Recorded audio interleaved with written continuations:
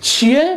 من رفتم درخواست طلاق دادم. واسه چی؟ دیگه از زندگی با تو خسته شدم. باز این دوستای آشغال چی تو گوشت خوندن؟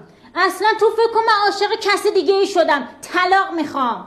باشه پس خسارت منو بده، گورتو گم کن. چه خسارتی؟ هزینه تالار، خرید عروسی، طلاهایی که برات گرفتم، به اضافه 10 سال هزینه خوراک و پوشاک و مسکن و دوا و دکتر و هر چیزی که خرجت کردم. فکر کنم حدود 10 میلیاردی بشه. این قانون از کجا در آوردی؟ تازه تو بعد مهریه من بدی. 10 سال تو خونه من با پول و زحمت من مف خوردی و خوابیدی و چریدی، 0 تا 100 هزینهاتو پرداخت کردم. حالا میگی طلاق میخوام، عاشق شدم، مهریه بده؟ بفرما. زنی که طلاق میخواد یا خیانت میکنه باید به شوهرش غرامت پرداخت کنه.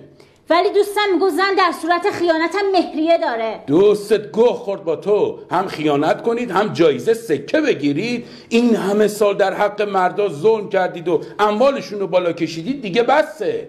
باید تاوان بدین تا میری. مثلا اگه بهت خسارت ندم چی کار میکنی؟ من با برنو بزرگ شدم دختر جون، بلدم حقمو بگیرم.